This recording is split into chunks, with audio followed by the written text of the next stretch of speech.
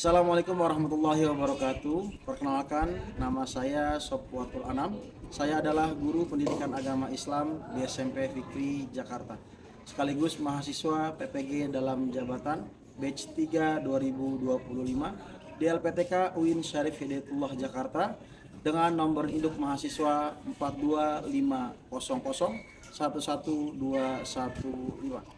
Saat ini saya akan melaksanakan praktik pembelajaran uji kinerja di kelas 7 dengan materi bab 3, yaitu menghadirkan sholat dan zikir di dalam kehidupan. Terima kasih, selamat menyaksikan. Wassalamualaikum warahmatullahi wabarakatuh. Assalamualaikum. Oke. Baik, sebelumnya silakan pimpin doa terlebih dahulu, Sandi. Bersiap. Doa. Bismillahirrahmanirrahim. Raditu billahi rabban wa bil islami dinan wa bi Muhammadin nabiyya wa rasulan. Rabbi zidni ilma warzuqni fahman. Amin. Memberi salam. Assalamualaikum warahmatullahi wabarakatuh. Waalaikumsalam warahmatullahi wabarakatuh. Oke, sebelum kita mulai pembelajaran, saya ingin bertanya dulu. Gimana kabarnya semuanya? Sehat?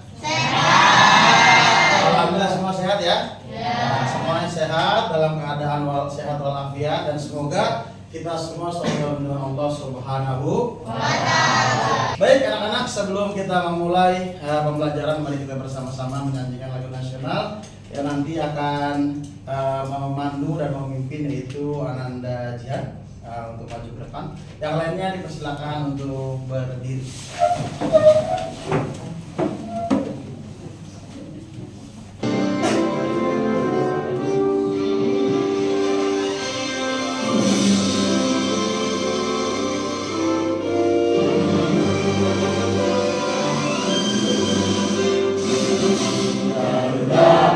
Pancasila, akulah pendukungmu.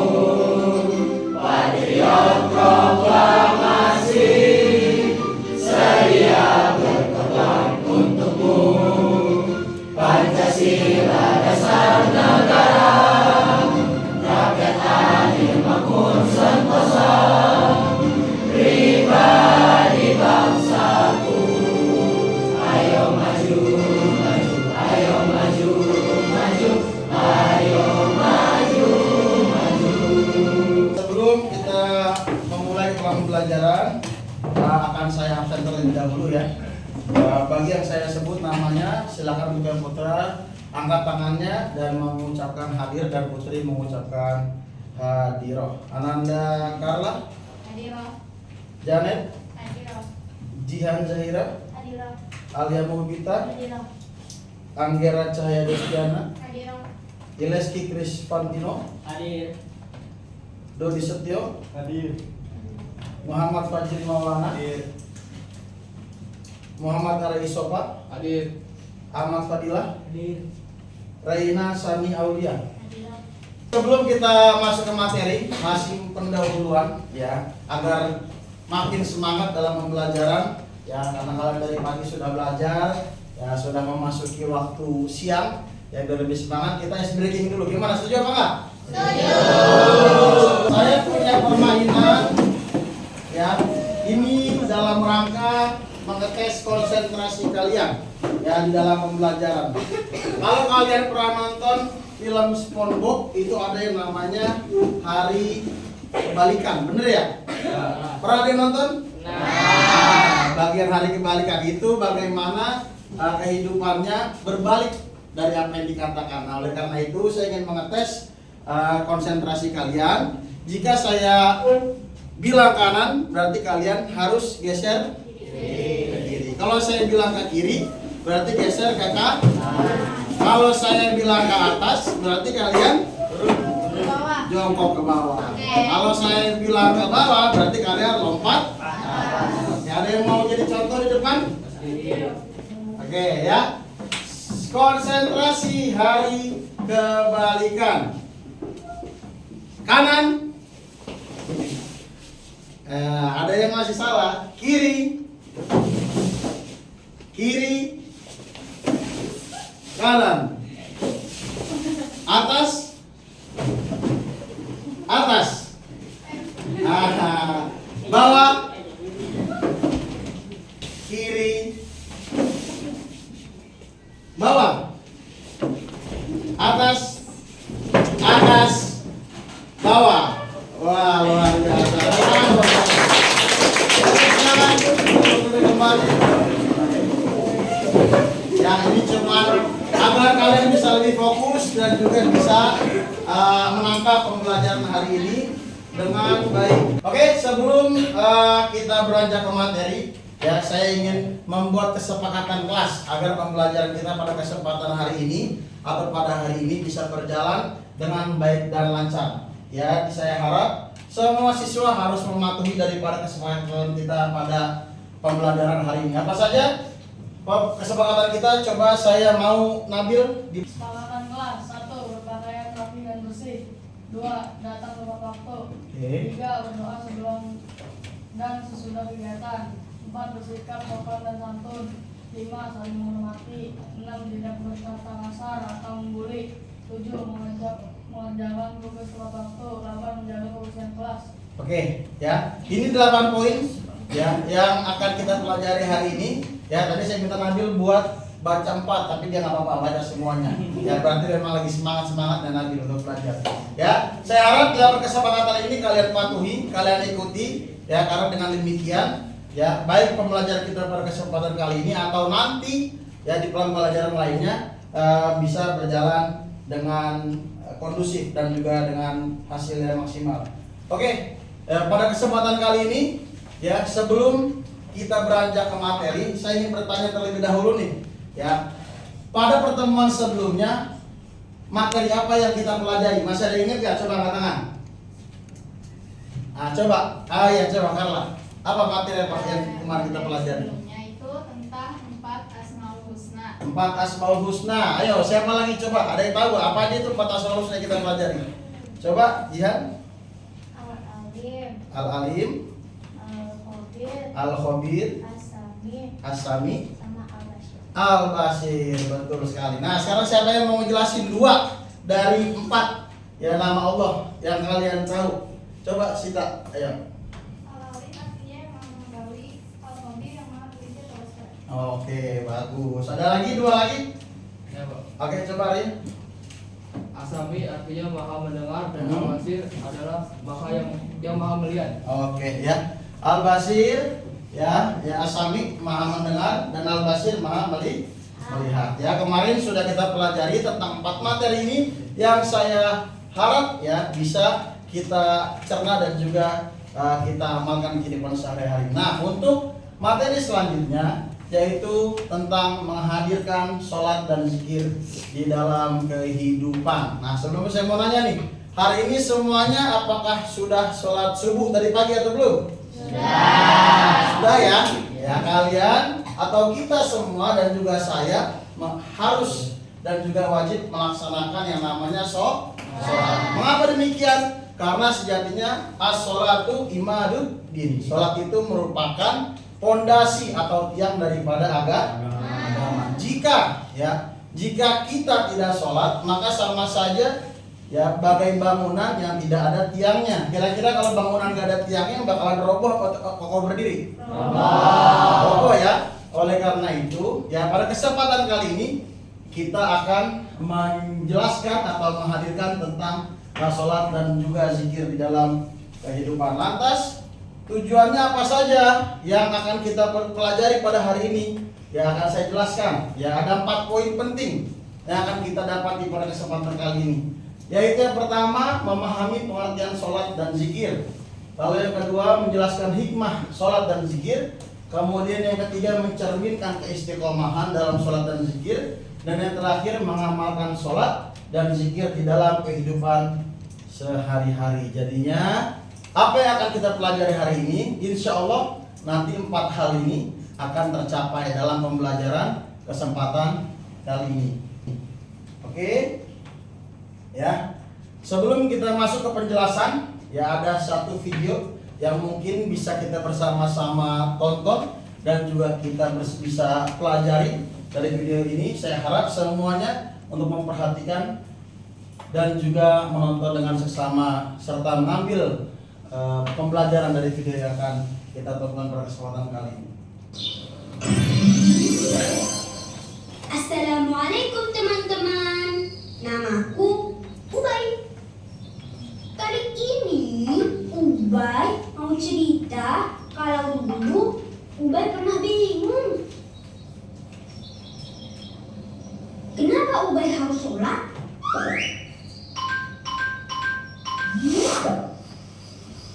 Assalamualaikum warahmatullahi.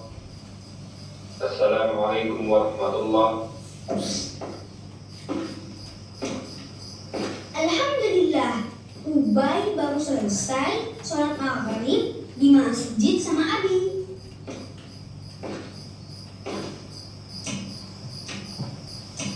Assalamualaikum. Waalaikumsalam. Ubay dan Abi sholatnya di masjid. Umi sholat di rumah. Sebenarnya nih, Ubay dari tadi mikir, kenapa ya kita harus sholat? Karena Ubay kepikiran terus. Akhirnya Ubay tanya deh sama Umi, Umi, kenapa sih kita harus sholat, puasa, baca Al-Quran? Karena kita hamba Allah. Kita ini kan diciptakan Allah memang untuk beribadah. Di Al-Quran ada ayatnya. Allah Ta'ala berfirman, "Wa ma khalaqtul jinna wal insa illa liya'budun."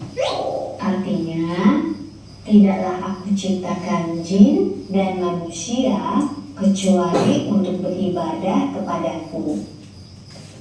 Ibadah itu contohnya yang tadi Ubay tanyain, sholat, puasa, baca Al-Quran, semuanya diperintahin sama Allah, harus patuh.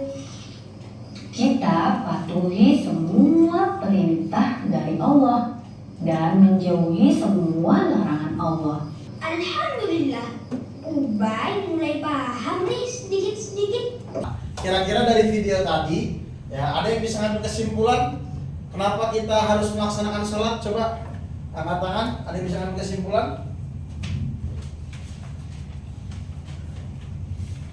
Coba, Arya, kenapa kita harus sholat? Karena Allah berkata di dalam Al-Quran, tidak akan kuciptakan jin dan manusia kecuali untuk beribadah kepadaku. Oke, betul. Tepuk tangan buat Arya. Ada lagi yang bisa jawab dari video yang tadi? Kenapa sih kita harus melaksanakan yang namanya sholat? Ada yang bisa jawab? Coba, Janet, mungkin ditambahkan dari jawaban Arya. Karena kita hamba Allah. Di sini kita bahas ya pengertian daripada sholat. Ya, sholat itu merupakan ibadah wajib yang terdiri dari ucapan, perbuatan yang dimulai dengan takbir dan diakhiri dengan salam, serta dilakukan dengan syarat dan rukun tertentu. Ini merupakan penjelasan secara istilah atau penjelasan secara panjang daripada yang dinamakan sholat. Namun secara bahasa, sholat memiliki arti yang namanya doa. Ya, ini secara istilah yaitu sebuah ibadah ya yang dimulai dengan niat dan juga takbir dan ditutup dengan salam. Bukan hanya gerakan, bukan hanya perbuatan, akan tetapi juga terdapat di dalamnya ucapan. Ya, jadinya ibadah yang dimulai dengan niat, kemudian niat yang mana dari mulut keluarnya, kemudian takbir. Takbir merupakan gerakan. Kita ikuti daripada syarat dan juga rukunnya sholat, maka itu yang dinamakan ibadah sholat. Ya, yang tadi saya bilang di awal, sholat merupakan tiang agama dan kewajiban utama seorang muslim. Maka kita harus dan juga wajib daripada melaksanakan sholat. Nah, setelah sholat, ya, ketika kita sudah melaksanakan sholat, maka jangan kita terburu-buru untuk langsung pergi dan melanjutkan kegiatan. Kenapa? Karena sejatinya, ya, ketika kita sudah selesai sholat, maka di situ sempatkan waktu kita untuk berzikir, karena ini merupakan bentuk daripada rasa syukur kita dan juga penghadapan kita kepada Allah Subhanahu wa Ta'ala. Zikir apa sih, Pak? Nah, zikir secara bahasa berarti mengingat atau ingat. Ketika kita zikir berarti kita ingat. Ingat siapa? Secara istilah, zikir adalah menyebut dan mengingat Allah dengan ucapan maupun di dalam hati, seperti membaca tasbih, tahmid, takbir, dan juga tahmid. Selepas sholat, assalamualaikum warahmatullah, assalamualaikum warahmatullah. Kemudian dilanjutkan kita beristighfar. Kita mengucapkan alhamdulillah terlebih dahulu sembari mengusap wajah. Ya, setelah salam kita bersyukur kepada Allah, alhamdulillah saya masih diberikan nikmat sehat sehingga bisa sholat. Setelah mengucapkan hamdalah, mengusap wajah, kemudian kita beristighfar kepada Allah Subhanahu wa Ta'ala. Biasanya seperti itu ya. Astagfirullahalazim, astagfirullahalazim, astagfirullahalazim. Kenapa harus istighfar? Karena sejatinya di dalam sholat yang kita lakukan, ya, itu belum tentu semuanya terlaksana dengan secara maksimal. Belum tentu kita khusyuk di dalamnya. Kadang kita kalau sholat, ya, sebelum sholat kita lagi nyari-nyari kunci motor misalkan. Pas lagi sholat, ya, padahal kita lagi sholat tuh menghadap Allah. Kadang suka ada aja, oh iya tadi kuncinya saya ada di lemari, tadi kunci saya ada di bantal. Maka jangan sampai, ya, ketika kita sudah sholat kemudian berkabur gitu aja. Ada nggak di sini? Ya, yang habis sholat belum salam tiba-tiba udah posisi start mau balap lari, ada nggak? Nggak ada ya. Nah, nggak ada. Ya, hikmah terbesar daripada sholat yaitu yang pertama sudah pasti mendekatkan diri kepada Allah Subhanahu. Kemudian hikmah zikir apa saja? Ya, menumbuhkan ketenangan batin, mengingat kebesaran Allah. Dan di antara keutamaan sholat dan zikir, Salat adalah amalan pertama yang akan dihisab di akhirat. kemudian yang terakhir, Allah menjanjikan surga bagi hambanya istiqomah. Ya, ini terdapat di surat Fussilat, ya, ayat 30. Yang intinya artinya adalah jika kita istiqomah, maka di situ nanti Allah akan membuat akhir hidup kita husnul khotimah, dan ketika kita sudah husnul khotimah, pasti kita akan ditempatkan di surganya Allah Subhanahu wa Ta'ala. Setelah ini, ya, saya harap kalian bisa untuk melakukan diskusi di antara kelompok kalian, ya, tentang sebuah kondisi atau sebuah kasus, ya, di mana kondisi seseorang, ya, ketika antara beribadah ataupun tidak yang terdapat di dalam LKPD kalian. Akan saya bagikan, kemudian silakan kalian kerjakan, kalian jawab. Ya, satu atau dua orang bisa menjawab satu situasi, karena di dalam daripada LKPD ini ada 5 kondisi yang berbeda. Oke, saya bagikan ya LKPD-nya ya.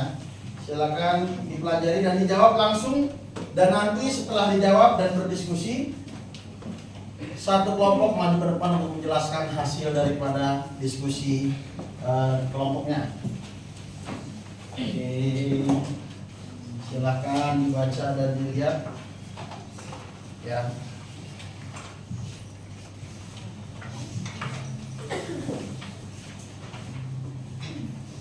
Silakan berikan pendapat pribadinya, apa yang harus dilakukan, apa yang harus dikerjakan ketika ingin menjadikan atau menghadirkan sholat dan zikir di dalam kehidupan sehari-hari. Silakan.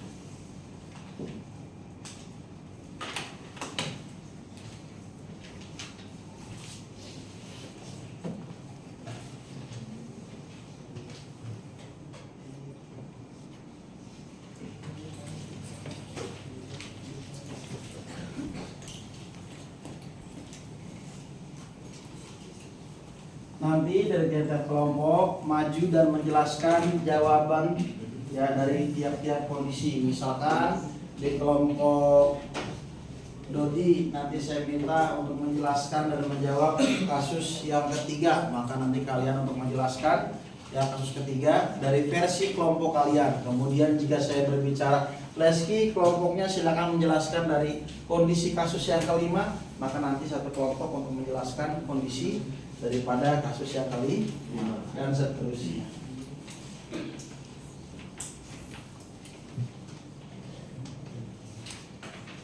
Yang kedua kita sambut dari kelompok ketiga. Beri tepuk tangan. Silakan masuk, 2 orang untuk maju ke depan.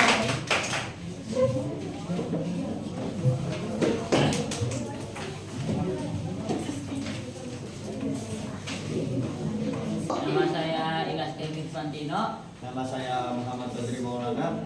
Kedua, apa langkah yang diambil Raffi untuk memperbaiki kebiasaan tersebut? Senang dan kegiatan harian terasa lebih bersemangat serta diberkahi Allah.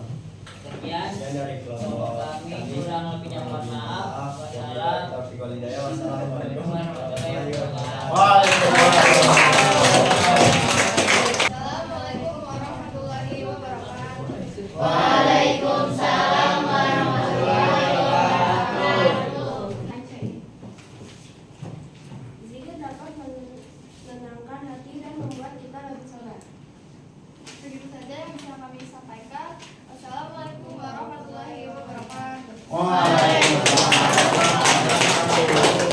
Ya, yang intinya tadi dari kasus yang ketiga bahwa zikir itu bisa membuat hati menjadi lebih tenang. Oke, untuk kasus yang keempat, kelompoknya siapa tadi? Oke, kelompok yang keempat. Kepada kelompok 4 dipersilakan ke depan, tepuk tangan.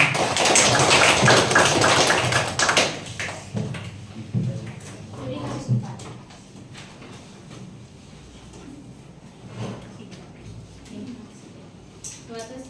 Suatu siang di sekolah dan tanda istirahat berbunyi. Petugas OSIS mengingatkan semua siswa untuk bersiap menuju musola untuk sholat zuhur berjamaah. Namun sebagian siswa malah menuju kantin. Tira dengan lembut menegur teman-temannya dan mengajak mereka ikut ke musola. Awalnya mereka enggan, tapi akhirnya ikut juga. Setelah sholat, mereka merasa bahagia dan lebih bersemangat mengikuti pelajaran berikutnya. Mau sholat? Menegur teman-temannya dengan lembut. Pertanyaan pertama, apa penyebab Nadia lupa sholat Isya? Jawabannya, ia terlalu fokus pada tugas sehingga melupakan waktu sholat. Ketenangan hati. Sekian dari kami. Wassalamualaikum warahmatullahi wabarakatuh. Waalaikumsalam. Tepuk tangan.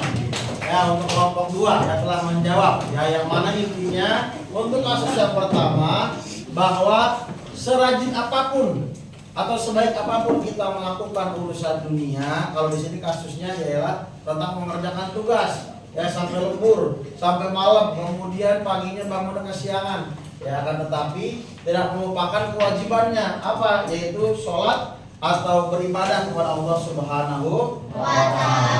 Oke, dari keempat kelompok ya saya mendapati jawaban yang alhamdulillah ya luar biasa baik, luar biasa bagus.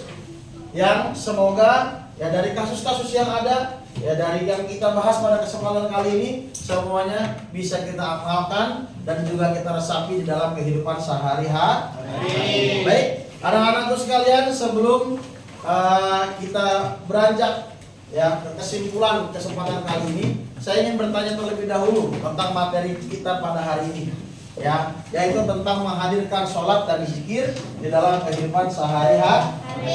Coba saya mau tanya tentang apa pengertian sholat secara bahasa dan juga istilah. Ada yang tahu? Coba katakan.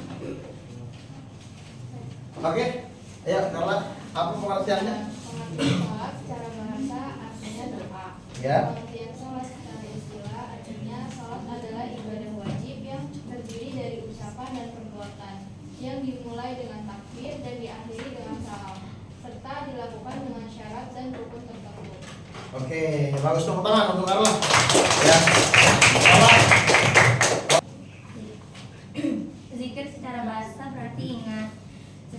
Fadilah, zikir adalah menyebut dan mengingat Allah dengan ucapan maupun dalam hati, seperti membaca tasbih, tahmid, takbir, dan takbir.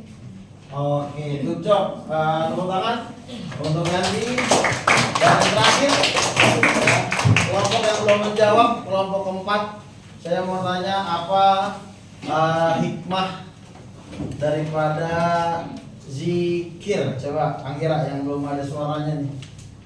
Menumbuhkan ketenangan batin, mengingat kebesaran Allah dalam setiap aktivitas, Ya. membersihkan hati dari sifat buruk, dan memperkuat keimanan dan keikhlasan dalam ibadah.